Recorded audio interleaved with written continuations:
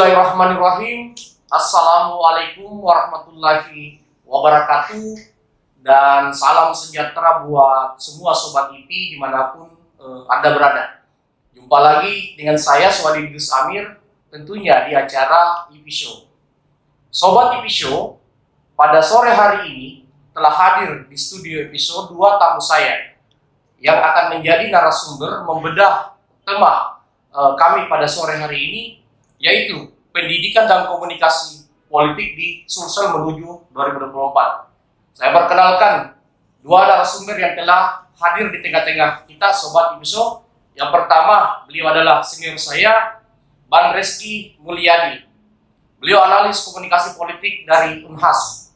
Kemudian tidak asing lagi di tengah seorang doktor muda, Dr. Insinyur Yasni Yasir. Beliau adalah pengamat politik pendidikan dari UNEM. Saya ucapkan salam. Assalamualaikum. Waalaikumsalam warahmatullahi. Pak Dr. Yasdin, sehat Pak? Alhamdulillah. Baik. Terima kasih sudah diundang di episode. Suatu kebanggaan bagi kita. Ini setelah sekian lama kita lihat acaranya baru kita diundang. Kalau selama ini beliau yang selalu diwawancara, hari ini kita yang menjadi orang. Dua-duanya mantan wartawan. Itu saya mau bilang, Sobat Ibiso ini, kedua-duanya ini dulu adalah orang yang sering mengejar kita dengan pertanyaan-pertanyaannya. Hari ini, ya, saya yang akan mengejar mereka. Oke, Sobat Ibiso, sesuai tema yang akan kami angkat pada sore hari ini, saya mungkin dari Dr. Yasdin dulu. Kondisi sosial politik di Sulawesi Selatan, apakah dalam kacamata Pak Dr. Yasdin sebagai pengamat politik pendidikan atau pendidikan politik itu sudah sesuaikah dengan kaidah-kaidah demokrasi? Artinya, apakah misalnya apalagi pendidikan politik yang terbangun di Sulawesi Selatan itu sudah bisa menjadi cerminan bagi ruang-ruang demokrasi, ataukah memang masih banyak hal-hal yang perlu dibenahi di Sulawesi Selatan, Pak Dr. Yasdin? Mungkin silakan sesuai dengan kacamata dan pengamatannya Pak Dr. Yasdin. Kalau sebenarnya pertanyaan ini Bang Egi, ini tidak perlu dilontarkan ke kita. Ini seharusnya sudah bisa dijawab oleh Pak Dir sendiri. Tapi baik, ini saya yakin tujuannya untuk semakin menguatkan wawasannya kita, kondisi keilmuannya kita. Apalagi saya pikir bukan hanya di dunia politik, semua sendi kehidupannya kita ini terus bergerak secara dinamis. Nah, kalau kita ingin diantar pada nilai demokrasi atau politik yang ada di Sulawesi Selatan, tentu bisa kita potret dulu secara nasional. Bahwa Sulawesi Selatan ini seringkali menjadi epicentrum amatan nasional secara politik. Bukan hanya di politik, tapi dalam sebagai aspek. Secara ekonomi dia dianggap sebagai gerbang ekonomi, politik sebagai stimulus untuk kontribusi secara nasional. Itu karena tentu kondisi keindonesiaan, kondisi Sulawesi Selatan bahkan itu memiliki nilai yang otentik untuk digali kontribusinya terhadap segala aspek kehidupannya kita termasuk politik. Nah, misal kalau kita misalnya ini terang-terangan pernah disebutkan oleh Indra J. Pilian bahwa Sulawesi Selatan itu kalau nggak ada dia itu kayak asin untuk membicarakan Indonesia ini. Indonesia ya, kayak sayuran tidak punya garam. Kondisinya begitu, karena dianggap kontribusinya ini, meskipun misalnya kalau secara kontribusi secara politik jumlah pemilihnya kita itu kalau dihitungan kalkulasi seperti itu agak rendah dibandingkan dengan misalnya Sumatera dan Jawa. Tetapi ada nilai berarti yang benar-benar yang muncul dari sini. Misal, kalau kita lihat dari sejarah-sejarah perlawanan yang berkaitan dengan strategi, Sulawesi Selatan ini sangat kaya. Bahkan, kalau kita bandingkan dengan wilayah yang lain yang ada di Indonesia, barangkali yang paling kontributif tentang sejarah strategik itu adalah Sulawesi Selatan. Misalnya bagaimana strategi, kalau orang mengenal dulu di masa peperangan itu tentang strategi gerilya Itu kan banyak sekali di Sulawesi Selatan. Nah, itu strategi politik yang dilakukan untuk perlawanan untuk tujuan-tujuan tertentu. Nah, yang menjadi otentik di kita karena secara politik itu adalah kondisi masyarakat Sulawesi Selatan yang tidak bisa berpura-pura. Dia mampu menunjukkan kalau saya lagi marah, saya benar-benar marah, ekspresif sekali kita orang Sulawesi Selatan itu kecenderungannya. Saya tidak marah nih. Saya tidak marah. Padahal suaranya tinggi. Suaranya Itu kayak saya banget. hal itu. Nah, padahal kalau kita cermati sebenarnya hal-hal ini sebenarnya selain menjadi penciri, ini minimal bisa dibaca sebagai cikal bakal yang mempengaruhi karakternya kita. Nah, bisa kita cermati, misalnya dalam prosesnya saya misalnya sebagai orang yang pernah di dunia jurnalistik, kemudian berkecimpung meliput liputan-liputan politik. Ada kondisi-kondisinya kita yang benar-benar sebenarnya menggambarkan bagaimana politisi-politisi yang ada di Sulawesi Selatan itu kecenderungannya bisa disetarakan dengan orang-orang yang ada di luar. Bukan hanya dalam politik, partai politik, organisasi kepemudaan saja, Sulawesi Selatan itu selalu memberi warna. Karena kemampuan untuk menghegemoni pemikiran itu yang sangat menarik dari Sulawesi Selatan. Cenderung ekspresif ya. Cenderung ekspresif sehingga orang lain itu dengan mudah menganggap bahwa yang diungkap ini adalah sebuah kebenaran. Nah, sementara kan mayoritas kita juga dalam kondisi Sulawesi Selatan ini masih hidup dengan orang-orang yang masih menjadikan budaya itu sebagai sesuatu yang mengakar dalam pandangan kehidupannya. Hanya barangkali beberapa yang sangat terbuka itu untuk melihat perspektif misalnya dunia-dunia luar. Sehingga kalau kita dalam segi elektoral ini, mayoritas misalnya daerah-daerah pemilihan tertentu di Sulawesi Selatan, orang itu selalu mengungkit soal bukan lagi janji, tapi apa yang telah diperbuat. Nah, oleh karena itu, satu hal yang ingin saya garis bawahi sebagai nilai yang paling otentik dari kita di kondisi Sulawesi Selatan ini adalah kejujuran itu. Oke, Sobat Episode, narik pembuka dari Dr. Yasdin. Saya ke senior saya, Bang Reski Mulyadi atau lebih populer saya menyebutnya Bang Eki. Bang Eki, komunikasi politik di Sulawesi Selatan itu antar elit politik, khususnya terkait antara trias politika, pemerintahan, sejauh mana Bang Eki melihatnya? Apakah ini berjalan sesuai dengan kaidah-kaidah yang kita inginkan atau ada cara pengaruh yang memang publik perlu tahu dan para elit juga perlu memahami kondisi itu? Oke. Silakan Bang. Oke, baik. Terima kasih Pak Dir ya. Oke. Pertama saya ingin klarifikasi dulu bahwa saya bukan ahli komunikasi politik dari Unhas. Pernah di kuliah Unhas ya. Sekarang menjadi praktisi komunikasi di yang termasuk membantu banyak teman. Nah, kalau kita lihat terkait dengan pertanyaan tadi, apakah harmoniskah, tidak harmoniskah? Kalau kita berkaca pada pemilu pilkada serentak kemarin, ini tidak ada carut marut. Gitu. Kita boleh bilang bahwa kita cukup cerdas. Dan saya ingin tekankan bahwa pola komunikasi politik yang ada di Sulawesi Selatan ini sangat tertolong dengan teknologi digital sekarang. Jadi dengan adanya teknologi digital ini mempercepat literasi demokrasi, ya kan? Literasi demokrasi, literasi politik kepada semua bagian dari komponen politik itu sendiri, entah partai politiknya, entah kemudian politisinya, entah kemudian publik, entah kemudian pemilih pemula. Ini kemudian lebih gampang dan itu cukup menolong dengan teknologi digital, internet, sosial media dan segala macam. Itu cukup secara gamblang bisa membantu proses literasi politik dan literasi demokrasi di Sulawesi Selatan. Jadi saya mau bilang bahwa eranya sudah berbeda gitu. Jadi cara berpolitiknya juga mungkin terkait dengan apa yang dikatakan tadi Dr. Yasdin bahwa kita ini cukup jujur. Jujur itu boleh dikatakan bahwa yang namanya politisi ada intrik dan segala macam itu wajar saja.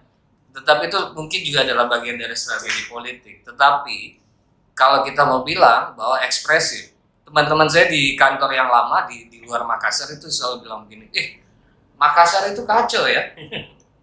Kampusnya dibakar, ya kan? Tawuran, kemudian banyak kasus kriminal. Saya hanya jawab begini bahwa Makassar luas, Bung. Makassar itu tidak seluas televisi. Makassar itu tidak seluas koran. Makassar itu besar. Jadi jangan melihat itu dari perspektif itu. Jadi kita boleh bilang bahwa proses komunikasi politik di Sulawesi Selatan ini saya bisa bilang bahwa cukup cepat transformasinya dengan adanya internet. Kalau kita lihat data sih, saya ada data soal itu bahwa boleh lihat contekan nggak? Ya boleh. Ini sangat penting untuk pendidikan politik. Nah ini contekannya. Iya. Jadi kita di Sulawesi Selatan kan penduduknya 9,7 juta, 0,7 juta jiwa tahun 2021. Dan pengguna internetnya cukup banyak. Ini data terakhir dari Asosiasi Penyelenggara Jasa Internet Indonesia, APJI. Data di Sulsel tahun 2020 itu jumlah pengguna internetnya 5,7 juta. 60%. Berarti 60% ya. Berarti 60%. Gitu ya.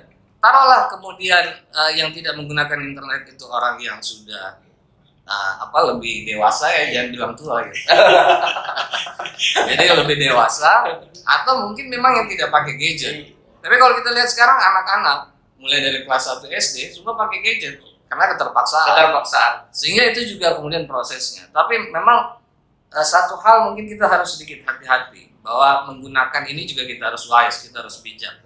Jadi soal program bagaimana literasi politik itu tanggung jawab kita bersama. Oke, Sobat Episode, sangat menarik apa yang telah dipaparkan oleh senior kita, Bang Iki. Baik, Bang Iki, saya ke Bang Iki lagi ya. Yap. Komunikasi politik,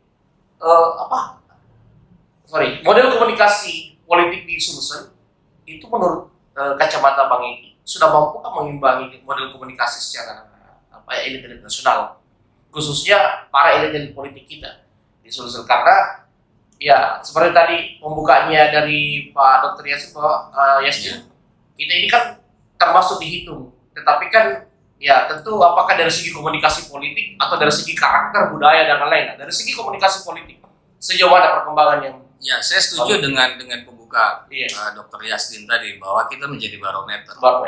Kita punya style, kita punya gaya sendiri gitu.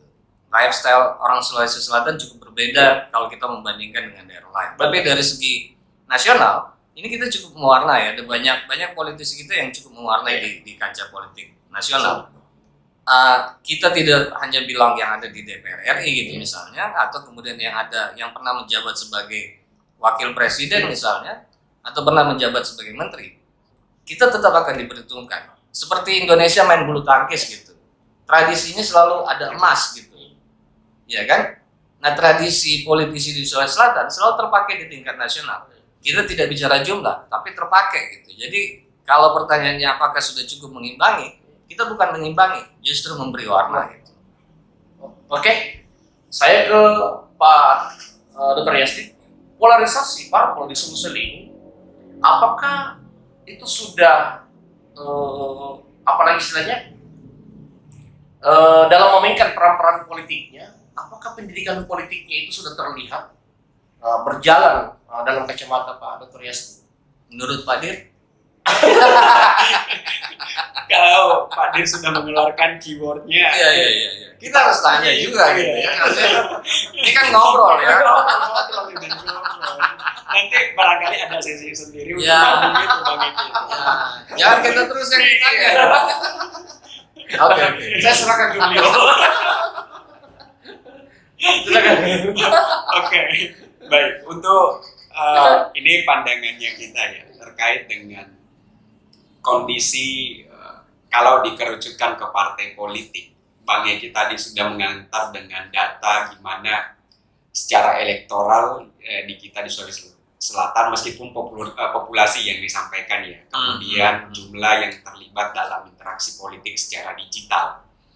Nah, ada hal yang paling kita sebenarnya syukur di Sulawesi Selatan, friksi antar partai politik itu kecenderungannya secara terbuka tidak ada. Tapi kalau dari elemen pendidikan kita memandangnya bahwa ini sesuatu yang sebenarnya harus diwaspadai. Karena dalam situasi yang paling adem, kalau dalam pendidikan bahkan kita memandang itu adalah situasi yang paling berbahaya. Di balik panggung. Di balik panggung itu yang paling berbahaya sebenarnya. Dan misalnya kalau saya sebagai pendidik, kalau peserta didiknya saya tanya apa yang terjadi kemudian tidak ada yang menjawab, itu bisa saja sebenarnya dimaknai sebagai sesuatu yang tidak adem-adem itu. Jangan-jangan justru diamnya mereka itu entahkah menyimpan amunisi, ataukah ada sesuatu yang mengharuskan dia diam, ataukah karena memang dia misalnya sudah dicekoki oleh hal-hal tertentu. Nah, atau konsolidasinya ribet kayak gitu, nggak ketemu. Akhirnya ini mestinya yang menjadi tantangan di kita, harus diungkap. Karena jangan-jangan yang dibawa itu adalah kepentingan parpol dari nasional yang dibawa ke sini. Akhirnya ujung-ujungnya yang dibicarakan di publik tidak dijalankan. Tidak dijalankan di situ. Nah, ini seharusnya jadi kalau mau lihat orang cantik, lihat di saat bangun tidur. Iya, supaya inner beauty-nya nampak. Oke. Jangan pada saat dia bersolek. Nah, jangan kita berharap sebenarnya kan orang yang sudah bersolek. Nah, itu yang kita harapkan seharusnya.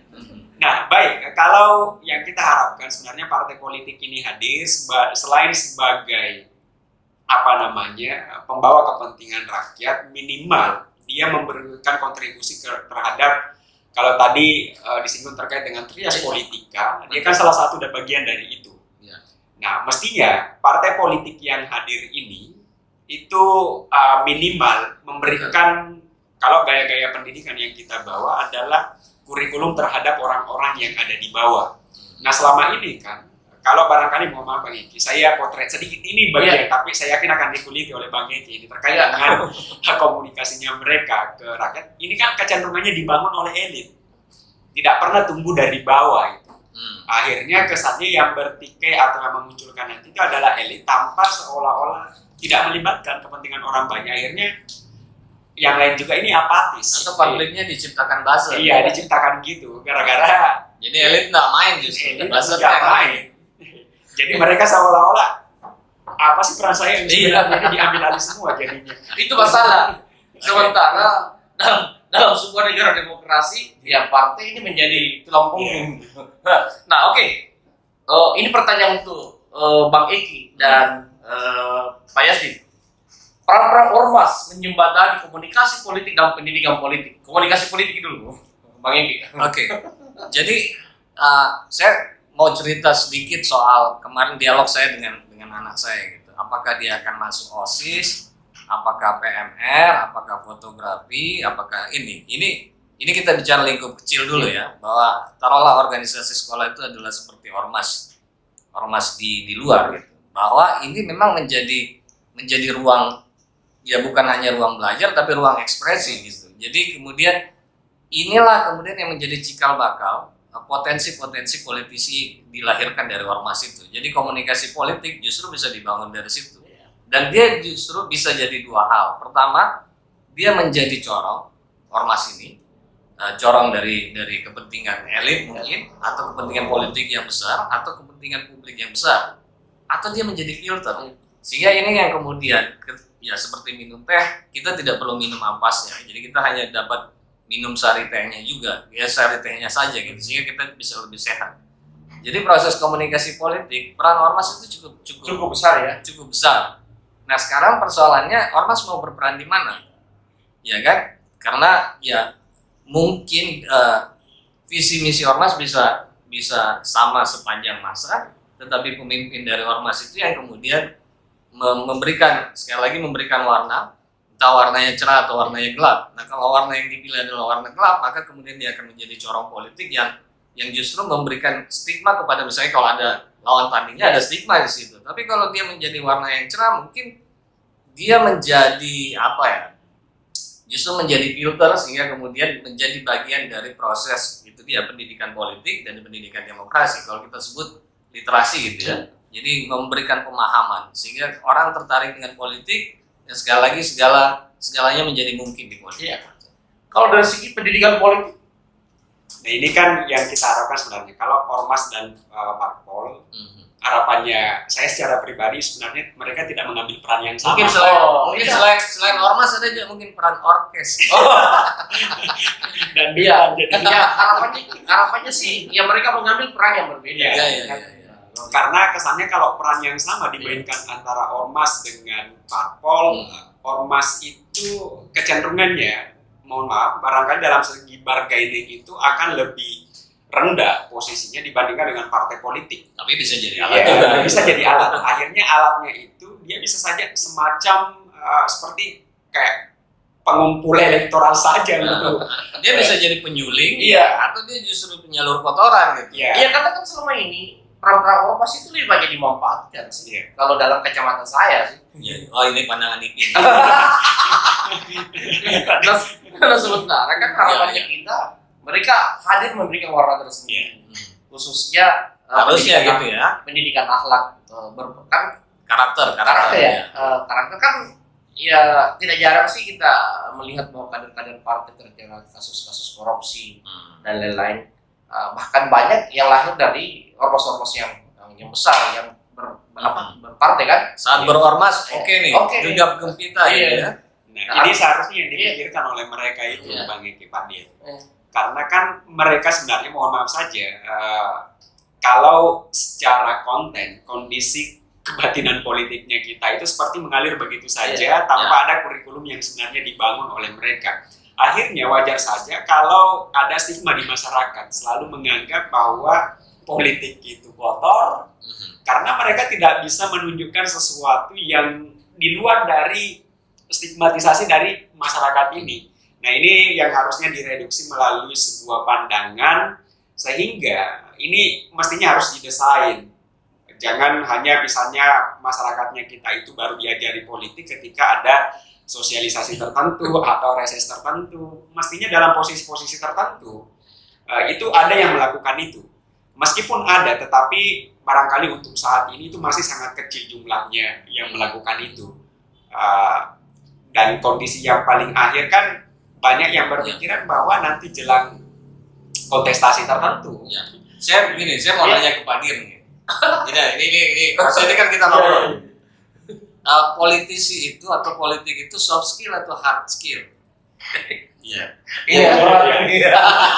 Dia mirip insinyur apa enggak sih? Dia soft skill kan? Hanya misalnya kita bisa bergaul itu soft skill gitu.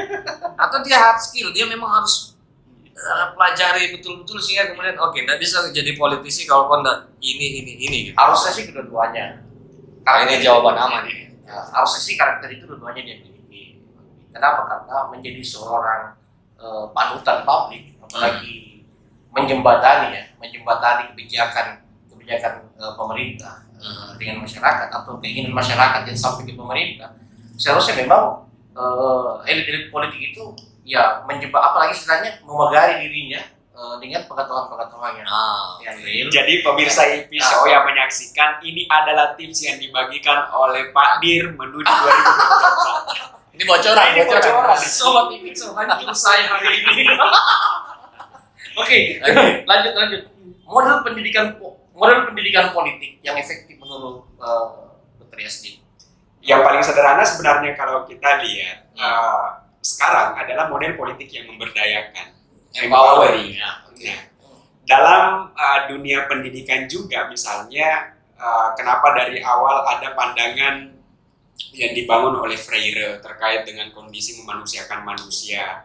Di politik juga misalnya bukan hanya tentang Machiavelli yang beranjak dari keterasingannya. Tujuannya kan sama-sama itu, untuk memberdayakan.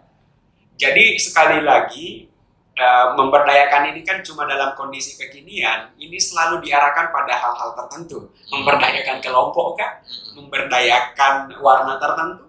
Nah, yang kita harapkan adalah pemberdayaan secara keseluruhan, itu kemaslahatan. Nah, makanya saya pernah mendengarkan pandangan seorang rekan yang pada tahun 2019 mencoba mengadu nasib menuju DPRD Sulawesi Selatan. Lolos. Tidak. Dia Boleh tahu mencoba namanya siapa ya? Inisial sebut saja namanya Mawar. Dia mencoba mengarahkan pada politiknya kita Sulawesi Selatan banget, pure Sulawesi Selatan. Jadi dia mengistilahkan sebagai politik yang makiade, politik yang beradat.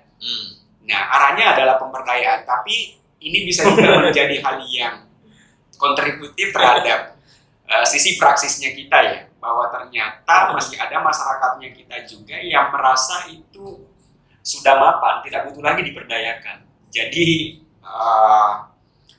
posisi ini harus dibedakan bahwa memberdayakan itu bukan dari kondisi yang miskin menuju ke yang lain, tetapi dari situasi yang gradatif menuju yang lebih stabil lah. Ya, lebih stabil. Ya, gitulah posisinya kira-kira. Terus model komunikasi yang efektif menurut Bang Iki? Saya lihat ini ya, maksudnya kalau kita mau berkaca, sekali lagi berkaca dari beberapa seri politik yang kita lewati bersama di Sulawesi Selatan maupun di kancah nasional, kita melihat banyak sebenarnya channel komunikasi, ya kan, channel komunikasi. Channel komunikasi itu bukan hanya media sosial, bukan hanya Instagram, Facebook, Twitter, atau apa saja gitu misalnya. Bisa episode juga? Bisa episode juga. Nanti ini akan menjadi patron.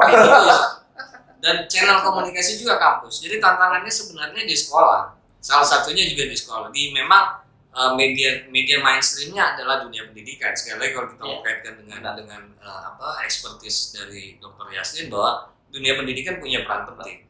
Tapi sekali lagi bahwa kita jangan kemudian membiarkan orang-orang yang berpikir politik atau yang berpolitik secara kotor itu kemudian menghiasi ruang-ruang informasi dengan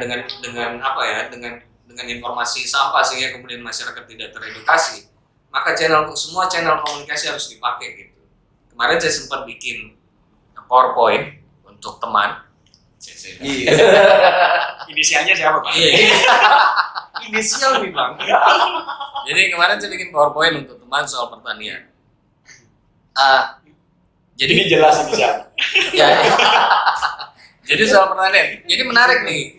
Kenapa kemudian banyak sarjana pertanian tidak memilih sektor pertanian sebagai ladang bisnisnya atau sesuatu untuk menjadi ruang hidup mereka gitu, menjadi andalan untuk hidup mereka gitu. Karena memang pertanian dari fakta tersebut pendapatan sangat rendah. Rata-rata pendapatan kalau nggak salah sekitar 1,34 juta per bulan. Dibandingkan dengan kerja-kerja yang lain, UMR misalnya, itu jauh di bawah UMR. Maka tantangannya adalah kemudian ini contoh aja pertanyaan. Kalau kita bicara politik, maka tantangannya adalah memberikan ruang seluas-luasnya kepada orang untuk berekspresi. Kemudian, nah ini tantangan besar juga, supaya kemudian kita bisa mengurangi pragmatisme di politik kita. Pragmatisme atau politik atau suara yang bisa terbeli gitu. Ini memang menjadi tantangan terbesar. Kalau kita bisa memberikan edukasi di semua channel komunikasi politik, maka ini kemudian akan mencerdaskan itu semua orang. Sekali lagi, saya ingin bilang bahwa di politik semua mungkin. Mungkin dia bisa belok kiri, mungkin dia bisa belok kanan. Mungkin kita bisa berdiri di satu sisi yang sama, mungkin kita bisa berada di sisi yang lain gitu. Itu tergantung IP kita di mana. Oke. Sekarang pertanyaan terakhir untuk berdua. Siapakah atau adakah tokoh-tokoh yang Bang Iki kenal, Dr. Yassin kenal, yang bisa dijadikan panutan dalam komunikasi politik dan pendidikan politik? Kan biasanya dalam suatu daerah itu kan ada ini inisial atau sebut nama nih? Sebut nama. Ya, Pak Yassin dulu atau? Bisa Bang Iki. Jadi sebenarnya saya tidak mengambil langkah pertama gitu. Saya memegang bidat hitam kalau jatuh. Ya, tapi kalau mau disebut bahwa masa depan politik di Sulsel ini masa depan bagi politisi muda, ya kan? Bukan kita menafikan politisi senior, tetapi kalau kita lihat ruang-ruang politik kita sekarang ini banyak diisi politisi muda. Ada beberapa teman saya gitu. Ada mungkin Ibu Indah, atau Pak siapa namanya? Pak Haidir, kemudian Pak Adnan juga. Ini rata-rata ini politisi muda. Jangan lupakan juga PLT Gubernur kita sekarang ini. Itu jauh lebih muda. Itu hanya beda terpaut setahun loh. Jadi itu politisi muda. Jadi masa depan politisi muda. Sehingga kemudian ini adalah momentum yang tepat untuk memberikan pendidikan politik, bahwa berpolitiklah sejak usia muda jika memang memungkinkan atau passionnya ada di situ. Nah, contoh-contoh politisi muda, maka ini kemudian insya Allah anak-anak muda Sulsel bisa mewarnai politik Sulsel ke depan, dan ini kemudian di kancah nasional Sulsel semakin dikenal, punya taji, berkarakter, insya Allah jujur. Kalau menurut Dr. Yasti, tokoh-tokoh yang agak senior lah, karena yang muda-muda sudah disebutkan tadi, siapa yang layak dijadikan patung? Soal pertentangan antara pikiran-pikirannya kita selama ini sebenarnya antara yang muda dan tua, ini soal keras. Nah, kita bisa lihat sekarang kondisi, kalau kita potret secara nasional, Indonesia ini banyak berubah. Sekarang justru banyak kaum muda yang muncul, akhirnya kepercayaan itu bangkit pada orang-orang. Nah, pikirannya saya secara personal melihat bahwa yang kita butuhkan sebenarnya ini adalah gagasan yang futuristik. Jadi siapa saja yang masih memiliki pikiran yang kontributif terhadap masa depan, maka dia harus diberi kepercayaan untuk itu. Nah, tidak mesti memandang tua muda itu dari putaran. Kadang-kadang tua muda di casing aja, tapi siapa yang mampu berpikir futuristik? saya berusaha casing untuk jadi tua. Nah, ini yang tidak bisa. Soalnya dua-duanya kena juga. Secara fisik tetap aja muda, pikiran juga. Dan ini yang seharusnya kita harapkan. Alangkah baiknya kalau dua itu bertemu, karena mau tidak mau sekarang posisinya kita ini lagi-lagi kita terpaksa berada pada situasi di mana keadaan memaksa kita untuk berpikir dan bertindak cepat. Nah, itu membutuhkan respon yang cepat dari orang yang memahami situasi tentunya. Ya.